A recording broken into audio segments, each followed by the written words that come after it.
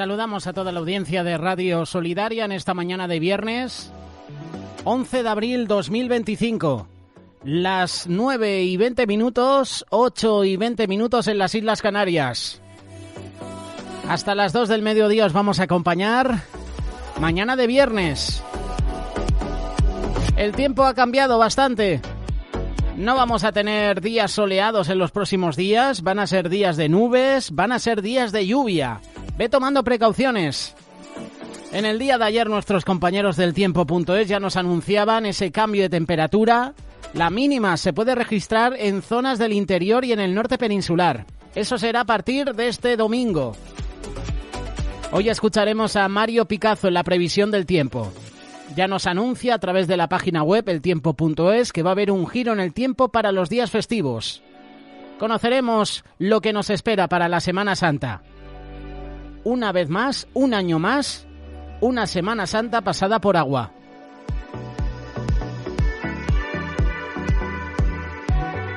José Mederos contigo ahora mismo. Buenos días. Hoy tenemos un magazine de amigos completo, variado. Un magazine de amigos para que disfrutes. Tenemos espacios que van a ser de mucha bendición para tu vida. Si alguno de ellos te llama la atención, te ha gustado, te gustaría recibirlo, no dudes en escribirnos. 607-824-824. Es el número de WhatsApp, pero también vale como Telegram. El mismo número. Además, algunos espacios te los compartimos en Spotify y en iVoox. Escríbenos para más información.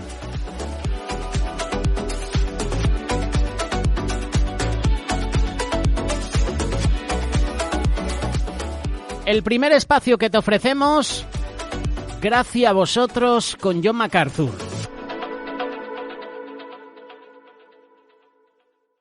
¿Qué podemos aprender de Pedro? Somos débiles. No tenga confianza en sí mismo. No se vaya a dormir en la reunión de oración. No esté cerca de gente peligrosa. No se entregue al miedo. Y si tiene miedo, pida perdón. Dígale al Señor que lo ama y Él lo levantará y lo usará.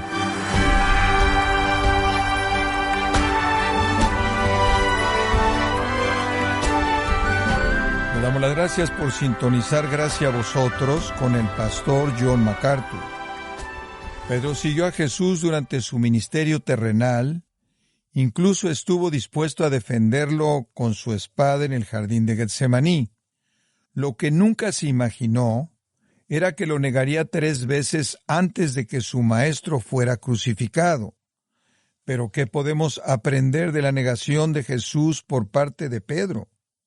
El día de hoy, el pastor John MacArthur, en la voz del pastor Luis Contreras, nos enseñará el contraste que hay entre el fracaso de Pedro y el compromiso inquebrantable de Jesús para cumplir su misión en la serie titulada La crucifixión y la resurrección en Gracia a vosotros.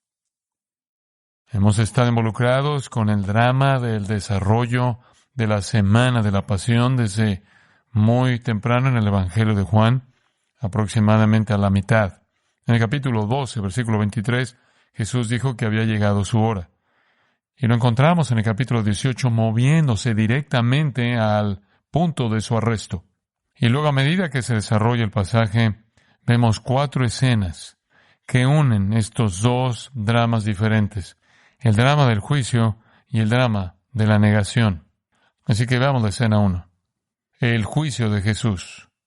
Después de que fue atado, lo llevaron primero a Anás, porque era suegro de Caifás, que era sumo sacerdote. Ese año ya había sido instalado como sumo sacerdote. Les dijo: ustedes no saben nada, son unos torpes.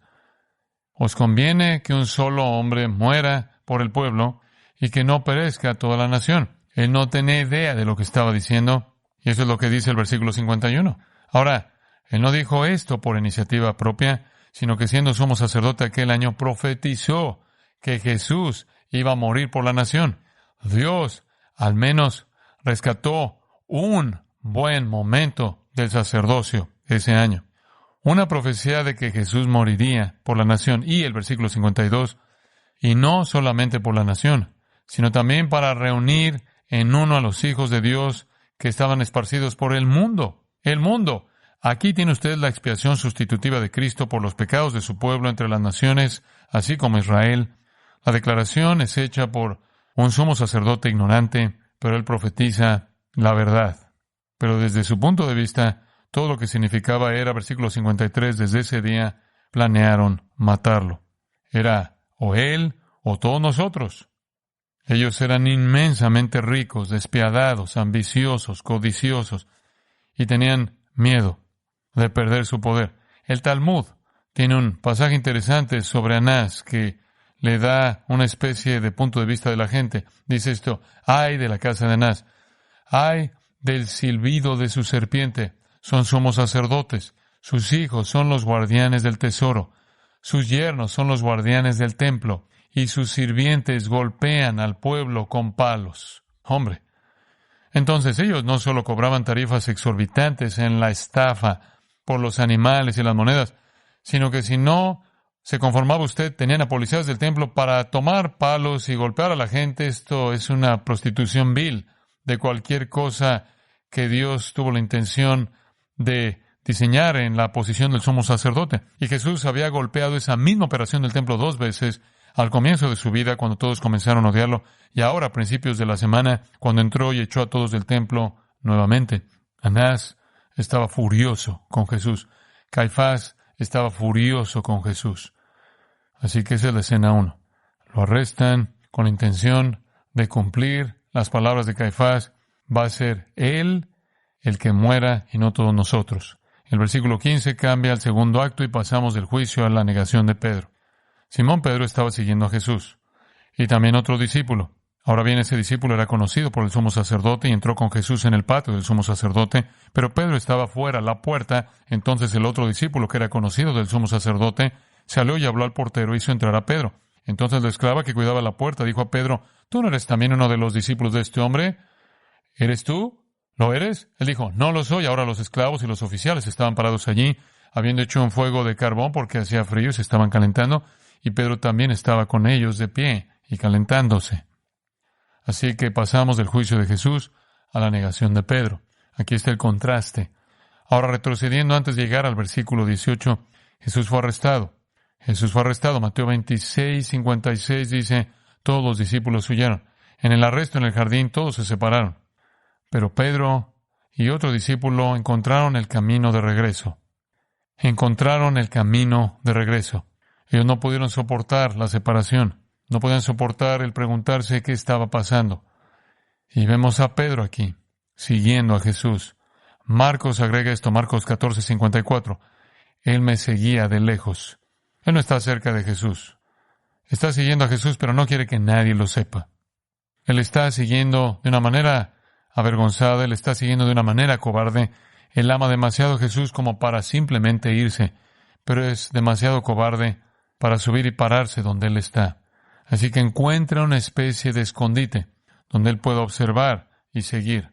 Ahora recuerde, en su mente están las palabras que pronunció esa noche en el aposento alto alrededor de la mesa, cuando Jesús habló de su muerte y dijo: yo voy a morir por ti, quiero ir contigo, no importa lo que cueste, moriré. Capítulo 13, versículo 37. Toda esa valentía, toda esa confianza en sí mismo, ahora se cuestionan mientras se escabulle en la oscuridad, tratando de vigilar lo que está pasando. Seguir a Jesús, pero no ser visto. Él no está solo. El versículo 15 dice que había otro discípulo. El otro discípulo no estaba tan atrás como Pedro. ¿Quién es el otro discípulo? Había todo tipo de sugerencias, obviamente. Si no tiene un nombre aquí, puede poner el nombre que usted desee. Cualquier personaje como Nicodemo, José de Arimatea, Juan o Alejandro se mencionan como parte de la familia sacerdotal en Hechos 4. Muchas sugerencias, pero es bastante obvio, creo yo, quién es. Si usted va al capítulo 20, tiene la historia de la tumba vacía, la resurrección. Y el versículo 3 dice: salieron Pedro y el otro discípulo y se dirigían al sepulcro. Ahora sabemos quién es el otro discípulo, es Juan. Los otros escritores nos dicen. Así que el otro discípulo en el capítulo 20 es Juan. Creo que el otro discípulo aquí tiene que ser Juan. Y eso es consistente con Juan, aunque él aparece en todo su evangelio nunca menciona su propio nombre. Nunca. Se llama a sí mismo algo, pero nunca Juan, el discípulo a quien Jesús amaba. Ese otro discípulo. Nunca Juan. Siempre humilde. Siempre bajo. Ni siquiera para nombrarse a sí mismo. Así que aquí sabemos que Juan está acompañando. Juan parece ser más audaz. Juan parece haber entrado. Y por cierto, Juan es conocido por el sumo sacerdote. Y entró con Jesús. En el patio del sumo sacerdote entra directamente con Jesús. Y Juan es conocido por el sumo sacerdote. Dice usted, ¿cómo sucedió eso? ¿Cómo Juan fue conocido por el sumo sacerdote? La madre de Juan era Salomé. Salomé era pariente de María. María era pariente de Isabel. María era pariente de Elizabeth. Elizabeth estaba casada con Zacarías. Y Zacarías era sacerdote. Así que había una conexión de familia con la familia de Juan. Y antes de que él se convirtiera en un discípulo de Cristo, esa conexión podría haber sido una conexión importante. El tío Zacarías, o como él lo hubiera llamado, era un sacerdote importante que cumplía con sus deberes sacerdotales en su debido curso en el templo, en el altar. Cada Pascua, probablemente al ir a Jerusalén y participar en todos esos eventos, se reconectaría con algunas personas que conocían en esa familia sacerdotal. Debido a que él era conocido por el sumo sacerdote, él simplemente entró ahí con Jesús. Pero Pedro estaba parado en la puerta afuera. Una vez más, este fanfarrón grande y descarado es un cobarde. Juan simplemente entra audazmente con Jesús. Pedro está afuera. El otro discípulo ve que no entró con él, así que salió, habló con la portera, habló con el portero, hizo entrar a Pedro. Luego la esclava que cuidaba la puerta, ahora escucha esto, esta es una esclava que cuida una puerta. Esta no es una persona a quien temer, ¿verdad? Él entra por la puerta y ella lo ve y dice, tú no eres también uno de sus discípulos, ¿verdad? Él dijo, no lo soy. Ahora esa fue la primera mentira. Y todo empezó con una mentira, una esclava. ¿Por qué la temía? No la temía. Él temía todo.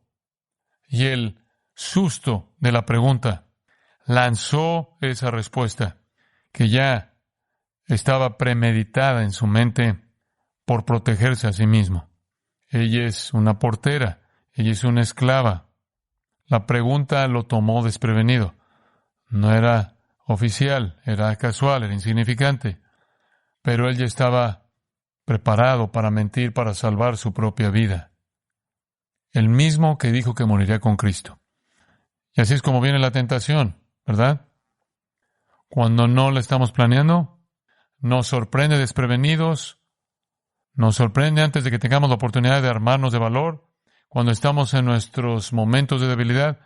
Usted no recibe desafíos formales que nos desconcierten. Nos preparamos para eso, estamos listos para eso. Elegimos nuestras armas, planeamos nuestra estrategia. Son esos golpes repentinos impactantes que nos golpean por sorpresa, los que extraen nuestra especie de debilidad instintiva. Pedro se olvidó de lo que Jesús acababa de hacer en el jardín, los salvó incluso de ser arrestados, aseguró la libertad de ellos, hizo que el oficial que los arrestaba dijera, la única persona en la orden de arresto es Jesús de Nazaret, Jesús el Nazareno. ¿Y qué pasó con Pedro? ¿No fue él que tomó la espada y comenzó a usarla? Después él salió corriendo y ahora está de regreso y ahora de repente es un negador y un mentiroso. Él está siguiendo a Jesús, pero lo está siguiendo demasiado lejos y Jesús no lo rescata en esta ocasión. Versículo 18. Ahora los esclavos y los oficiales estaban parados allí, habiendo hecho un fuego de carbón, porque hacía frío y se estaban calentando, y Pedro también estaba con ellos de pie calentándose. Siempre pensé que si fuera yo, me habría ido mucho tiempo atrás, una mentira y me voy de aquí. Me hubiera ido con remordimiento, por cierto, sobre esta época del año, cuando celebramos la Pascua, la temporada de Pascua. Así que durante el día hace calor, cómodamente caliente, pero en la noche esa altitud hace mucho frío. Y esto indica que es ya muy entrada la noche, lo cual es importante porque no se permitía que los judíos realizaran juicios de noche o en secreto. Entonces Pedro está de pie con los esclavos y los oficiales en la oscuridad junto al fuego tratando de calentarse. Está atrapado entre su miedo y su amor. No quiere irse porque él ama al Señor. No quiere estar expuesto porque él teme por su propia seguridad. Pero él se queda tratando de mantenerse perdido en el enemigo, tratando de perderse para mezclarse con la multitud. Los esclavos serán esclavos domésticos de las familias sacerdotales, oficiales, policía del templo, y Pedro está allí con ellos, junto al fuego.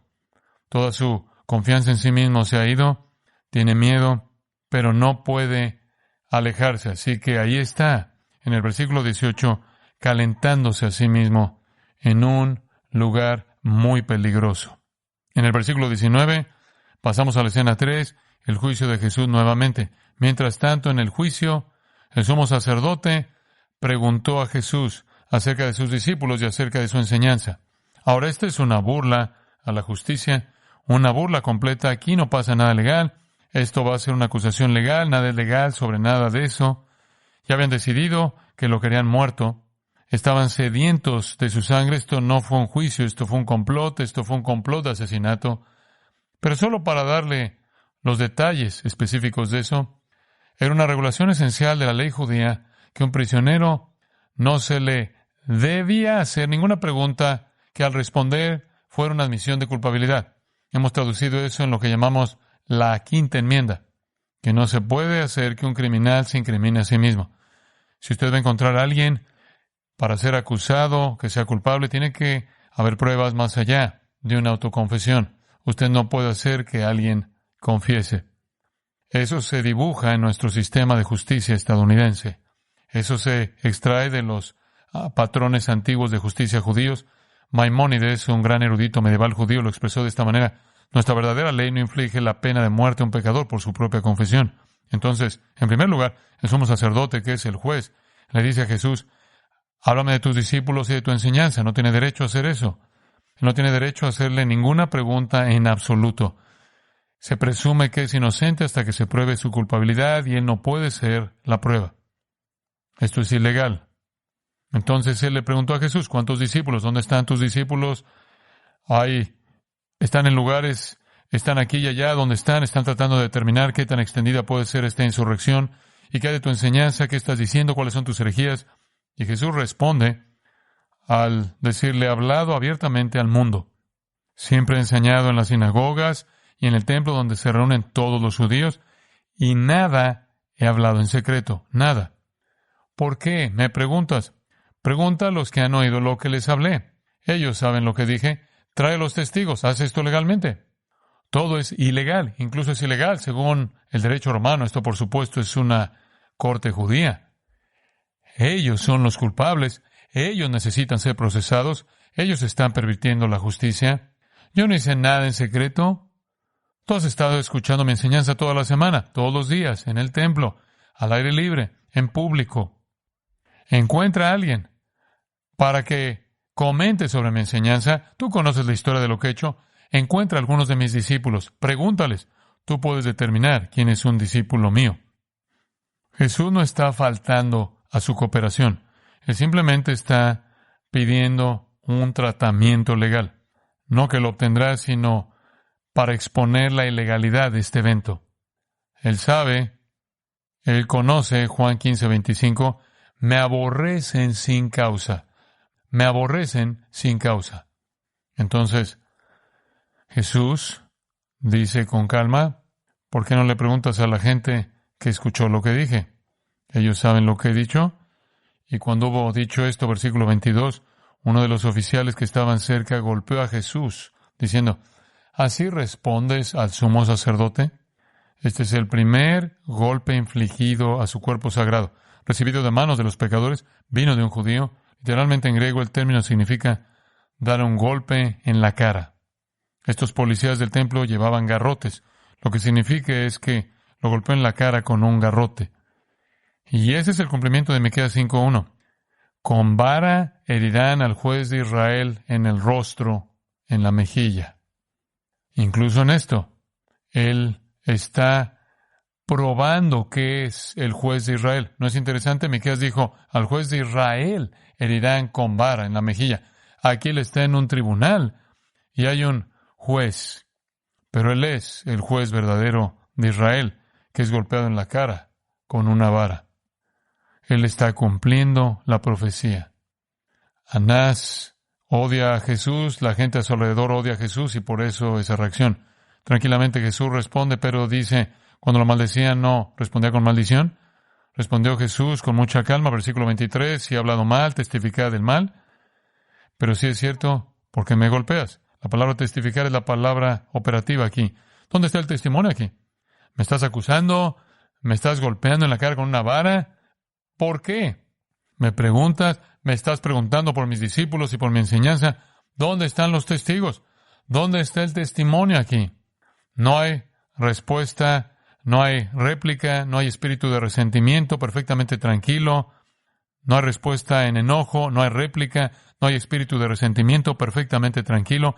Él maneja a sus atacantes al exponer la realidad fea de que esto no es un juicio en absoluto. Esta es una operación de vigilantes, esto es un asesinato. Y la justicia en este punto tiene que soltarlo porque no hay testigos, no hay delito, no hay acusación, no hay proceso, no hay acusación. Pero en cambio, el versículo 24, Anás lo envió atado a Caifás, el sumo sacerdote. No lo pueden soltar. Lo quieren muerto. Lo quieren muerto. Lo enviaron atado a Caifás. Ahora, el Sanedrín está reunido con Caifás en su cámara en la oscuridad de la noche. Esto es absolutamente ilegal. Ellos juntan unos testigos falsos en el juicio ante Caifás. No voy a entrar en eso porque Juan no entra. Usted puede leer el resto de eso en los otros relatos de los evangelios. Traen a testigos falsos, no tiene sentido, nada de esto tiene sentido. Finalmente lo acusan de blasfemia y luego se les ocurre la idea de que está tratando de derrocar a César porque afirmó ser un rey, inventando todo lo que pueden. Pero a medida que la escena se cierra con la entrega de la Caifás, el pasaje termina con nosotros volviendo al acto 4, volviendo a la negación de Pedro. Ahora Simón Pedro, todavía de pie y calentándose. De regreso al versículo 18, Pedro está con ellos de pie calentándose. Mientras tanto, aquí volvemos, todavía está de pie y calentándose. Todavía con el enemigo, escuchando su charla grosera y blasfema. Él no puede irse, sin embargo, no quiere ser expuesto y vuelve a suceder. Entonces le dijeron, y aparentemente la pregunta directa vino en 3 momentos diferentes. No eres también uno de sus discípulos, ¿verdad? Él lo negó y dijo, no lo soy. Uno de los esclavos del sumo sacerdote. Esta es la 3ª vez para Juan, siendo pariente de aquel a quien Pedro le cortó la oreja. Así que él sabía del milagro. Para ese entonces dijo, ¿no te vi en el jardín con él? Él estaba ahí. Pedro lo volvió a negar. Los otros escritores nos dicen, y juró, maldijo, y luego cantó un gallo. El gallo canta a las 3 de la mañana. 3 de la mañana. En la oscuridad negra sigue negando, sigue negando, sigue negando, y nadie está amenazando su vida. Ninguno de estos son preguntados por alguien que lo está arrestando. Todo lo que tuvo que decir era, sí, lo soy. Esa habría sido la respuesta correcta y suficiente, pero lo dramatiza, maldice.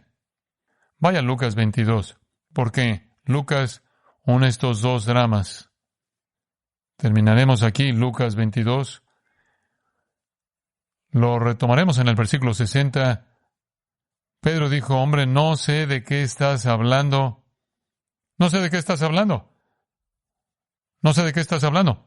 Esta era la pregunta. Ciertamente este hombre estaba con él, es un Galileo. Inmediatamente, mientras aún estaba hablando, cantó un gallo. Luego, en este momento poderoso, el Señor se volvió y miró a Pedro. Aún en el patio, aún en juicio. En esta parte, él está bajo la jurisdicción de Caifás y el Sanedrín en el mismo lugar. Se volteó y vio a Pedro. No puedo imaginar cómo fue eso. Y Pedro se acordó de la palabra del Señor, como le dijo antes que el gallo cante, hoy me negarás 3 veces. Y salió y lloró amargamente. Ahora bien, los hombres que tenían a Jesús bajo custodia se burlaban de él y lo golpeaban y le vendaron los ojos y le preguntaban diciendo, profetiza, ¿quién es el que te golpeó? y decían muchas otras cosas contra él, blasfemando. Esa fue la segunda fase de su juicio religioso. El siguiente vendrá después del amanecer. Eso no es un juicio donde no tiene acusación, ni crimen, ni testigos, y usted golpea a la persona. Pedro está allí.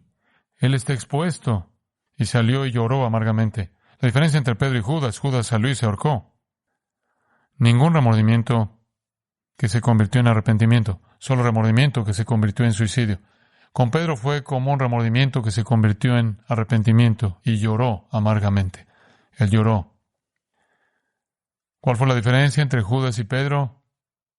Judas odiaba a Jesucristo, Pedro lo amaba. Y en base a eso el Señor restauró a Pedro, ¿no es así? Al final del Evangelio de Juan, ¿me amas? Le preguntará 3 veces, ¿me amas? ¿Me amas? ¿Me amas? 1 por cada incidente de negación. Pero dijo, Señor, te amo, Señor, te amo.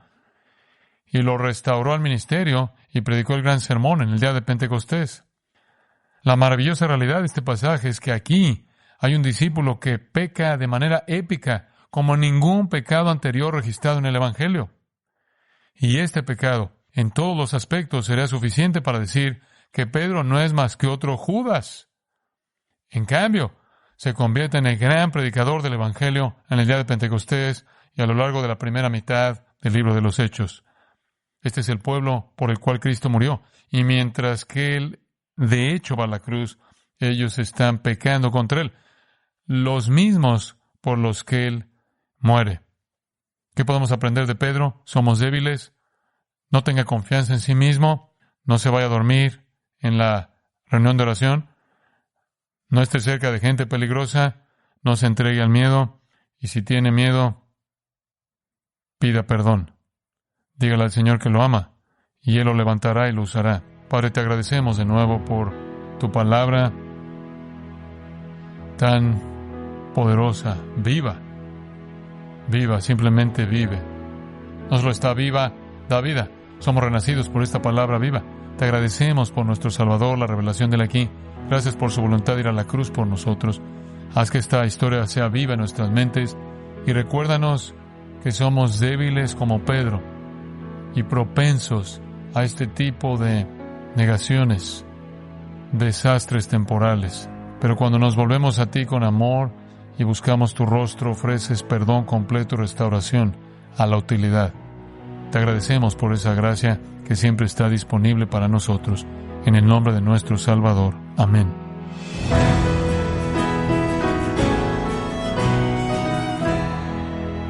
El pastor John MacArthur nos enseñó la importancia de la humildad, el arrepentimiento y la gracia de Dios, demostrando que incluso cuando fracasamos, Dios puede seguir utilizándonos si nos volvemos a Él en la serie La crucifixión y la resurrección, aquí en Gracia a Vosotros.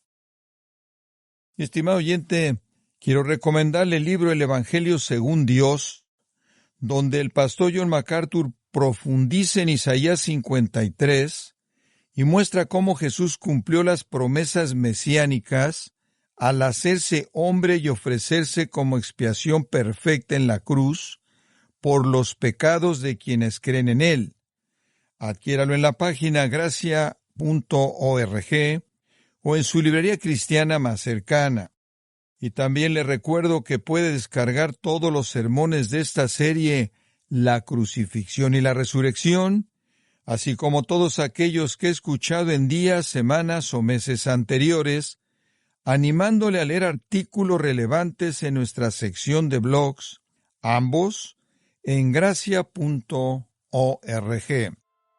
Si tiene alguna pregunta o desea conocer más de nuestro ministerio, como son todos los libros del pastor John MacArthur en español y los sermones que también usted puede adquirir, escríbanos y por favor mencione la estación de radio por medio de la cual usted escucha Gracia a Vosotros.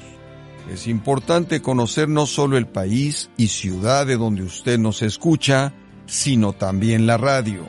Para quienes contactan nuestro ministerio por primera vez, pueden solicitar una copia del mensaje de promoción sin costo alguno, un mensaje por oyente únicamente.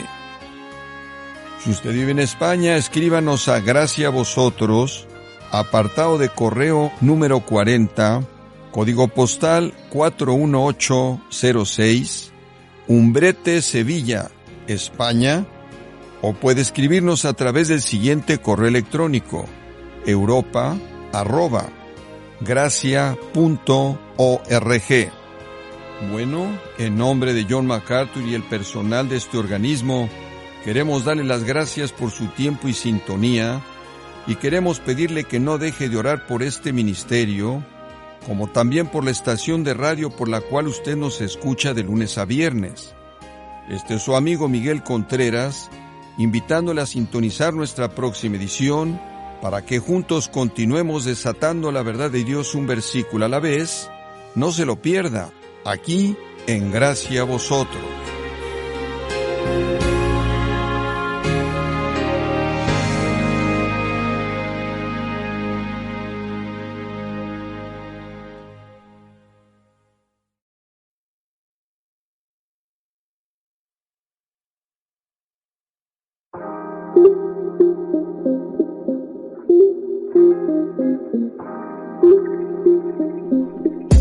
Gracias a vosotros, con John MacArthur.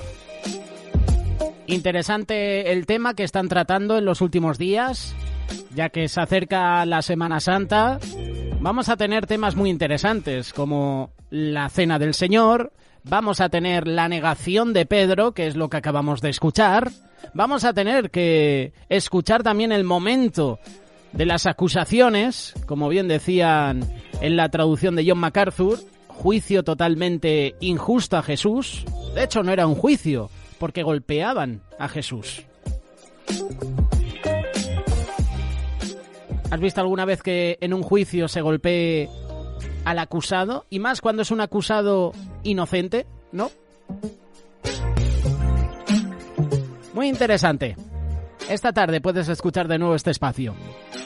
La semana que viene llegará la crucifixión, la resurrección de Jesús. Llegan temas muy interesantes, ideales para la Semana de la Pasión, la Semana Santa.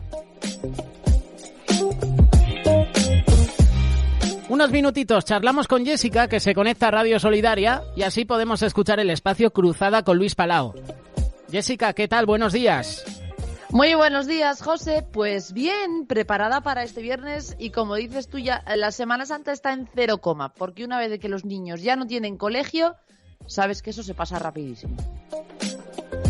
Es una de las festividades más importantes a nivel nacional, más que nada porque España se la conoce como un país católico, ¿no? Y siempre en Semana Santa, Jessica, estos días para muchos son un aire que renueva, ¿no? Desconectar del trabajo un poquito, unos días de vacaciones, de desconexión, otros aprovechan a viajar, otros empiezan a hacer actividades deportivas dependiendo de las temperaturas. Bueno, ¿se pueden hacer tantas cosas, Jessica, en estos días?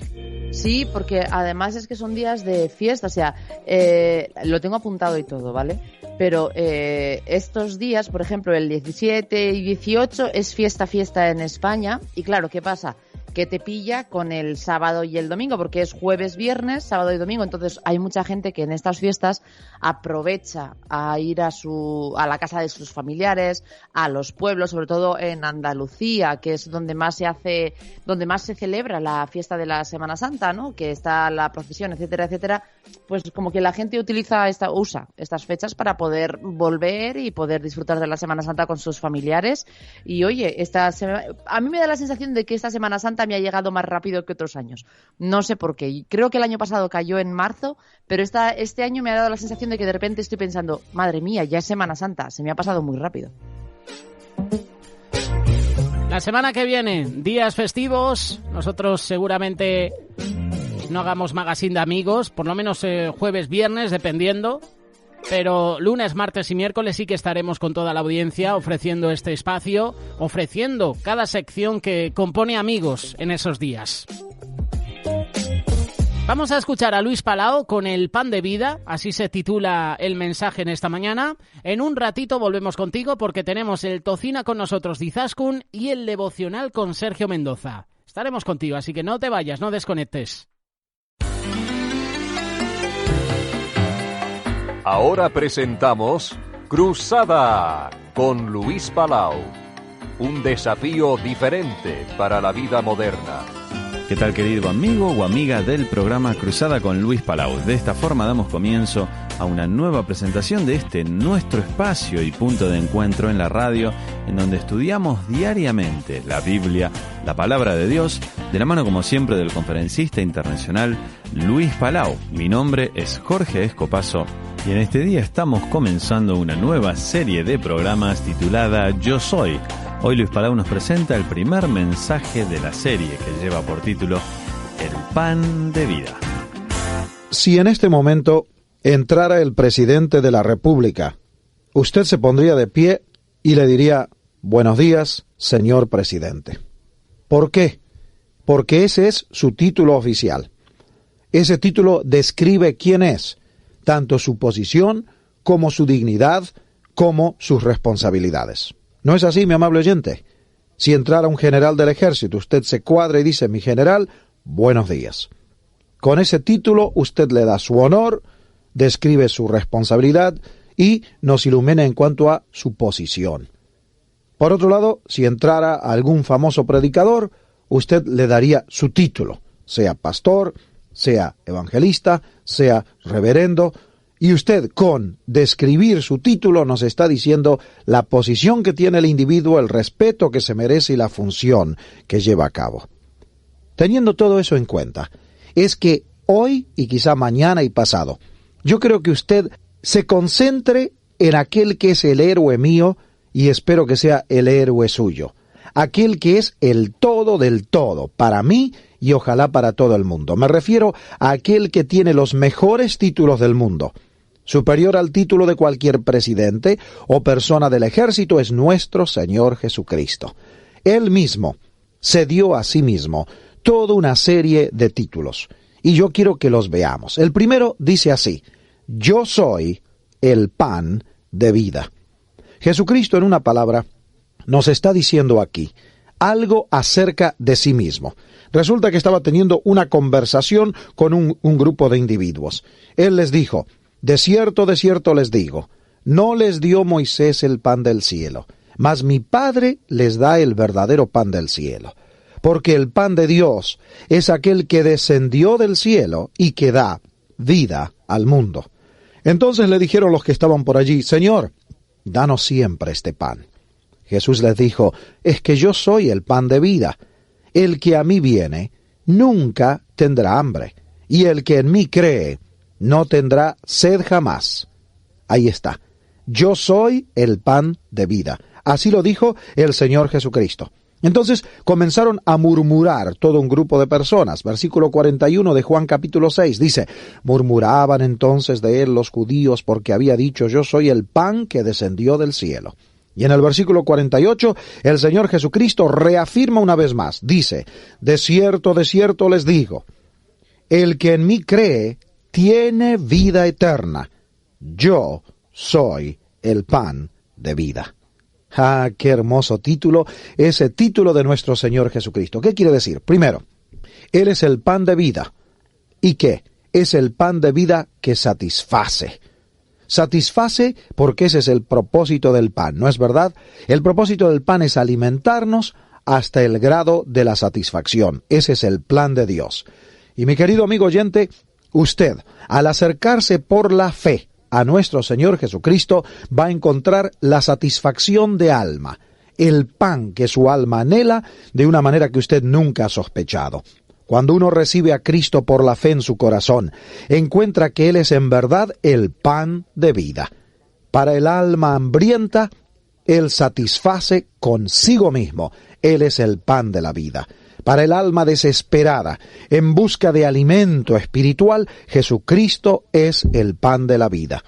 No los mensajes acerca de Jesucristo, sino Jesucristo. Él dijo: yo soy el pan de vida. No dijo: yo les doy el pan de vida. Él dijo: yo soy el pan de vida. En una palabra, Él mismo en su persona. Nuestro Señor Jesucristo es la satisfacción. Mi amable oyente, a lo mejor me está escuchando algún joven rebelde. A lo mejor un hombre de edad media, que se ha rebelado en contra de todas las instituciones, que se ha rebelado contra la sociedad y que creyó encontrar en su rebeldía y en el cambio de estructuras o en el cambio de situaciones en su país, creyó encontrar la satisfacción. Pero, amable oyente, nunca va a encontrar usted satisfacción, porque el pan de la vida eterna, por supuesto, es Jesucristo, y Él satisface al alma hambrienta aquí en la tierra. Segundo, Jesucristo es el pan de vida. ¿En qué sentido? En el sentido de que nos da la vida eterna. Cuando nosotros por la fe comemos del pan de la vida, creemos en Jesucristo, lo recibimos como Salvador, encontramos no meramente satisfacción, sino la vida eterna. Por eso dice el versículo 47, y lo reafirma Jesucristo de una manera cortante y terminante: el que cree en mí tiene vida eterna, yo soy el pan de vida. Ahí está, el pan de vida es Jesucristo y la vida eterna es Jesucristo. Él dice en la Biblia, en cierto lugar en 1 de Juan, el que tiene al Hijo tiene la vida. El que no tiene al Hijo de Dios no tiene la vida. Ah, mi amable oyente, la vida eterna es Cristo. La vida eterna no es algo que nosotros obtenemos después de morir. No, no, no, no. La vida eterna es alguien que se apodera de nosotros antes de morir. Es Jesucristo. Él es el pan de vida que satisface. Él es el pan de vida que nos da vida eterna. Le pregunto, mi amable oyente, ¿usted tiene la vida eterna? ¿Usted tiene a Jesucristo en su corazón? ¿Usted tiene la certeza de que Él es suyo y usted es de Él?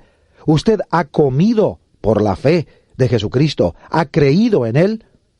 Usted me dice, pero Palau, ¿qué tengo que hacer? ¿Qué es eso de creer, de venir, de recibir a Cristo?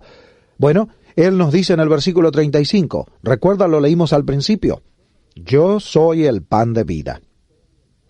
El que a mí viene nunca tendrá hambre, y el que en mí cree no tendrá sed jamás.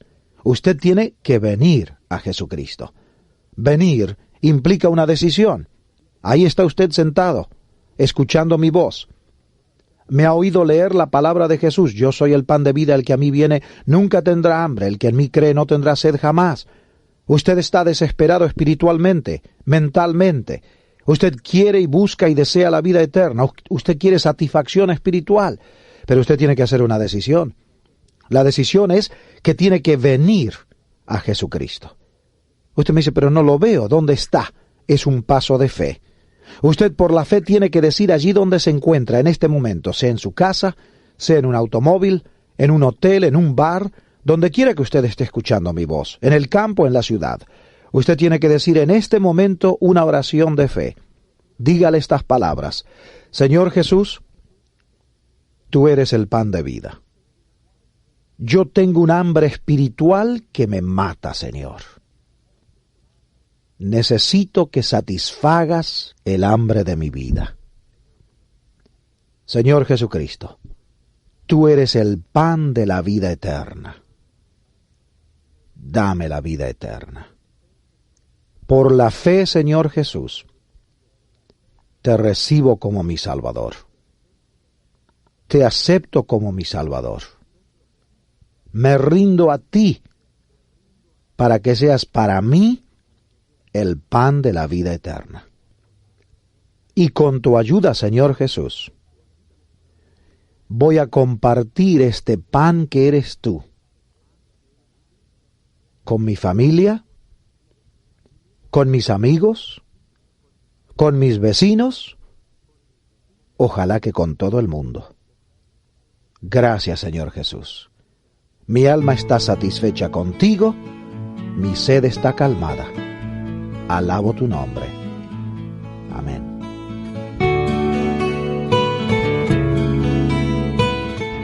Para ponerse en contacto con Luis Palau y hacerle llegar sus comentarios o sus preguntas, escríbale a la dirección de correo electrónico info@luispalau.net.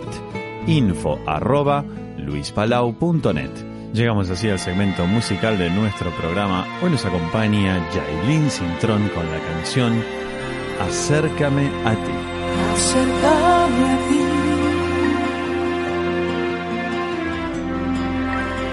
No me dejes ir. Es cierto, fracasé otra vez, y aún en mí un amigo ves. Te anhelo, Dios, nadie como tú, no nada comparará el tibio abrazo que hoy me das. La senda cuál será de regreso a ti.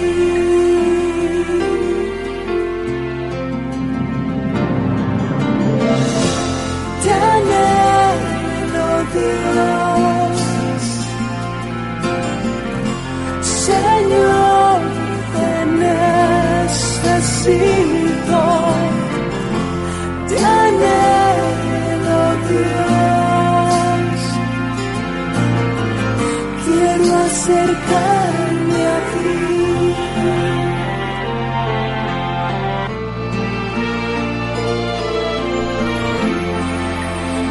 Acercarme a ti,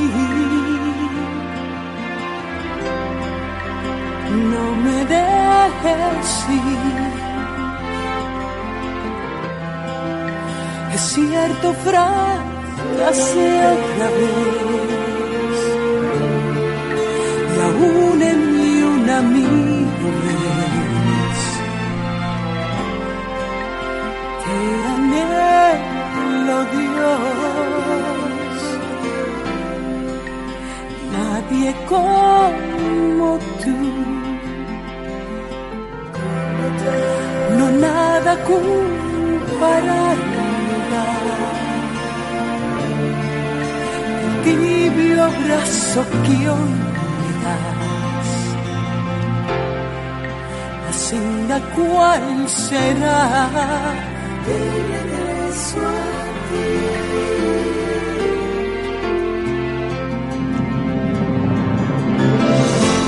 Te anhelo, Dios, Señor, te necesito. Quiero recomendarles un libro excelente, se llama Cómo criar niños que oran. El autor es un amigo mío, el doctor David Ireland. Y yo quisiera que usted vaya a su librería cristiana y se compre un ejemplar para poder, junto con sus hijos, enseñarles a orar a nuestro Padre Celestial en el nombre del Señor Jesús. ¿Quiere usted establecer en su hogar una cultura de oración, pero no sabe cómo hacerlo? Este amigo mío, el doctor David Ireland, en su libro le va a ayudar. Cómo criar niños que oran. Esto es lo que usted puede esperar del libro.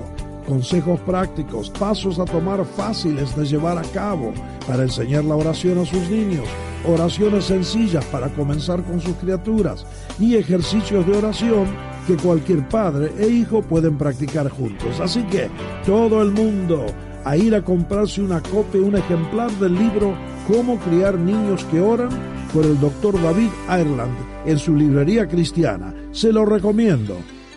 Y de esta forma estamos llegando al final de nuestro programa. Nos tenemos que despedir, pero si el Señor lo permite, nos vamos a reencontrar en nuestra próxima presentación. Mi nombre es Jorge Escopazo.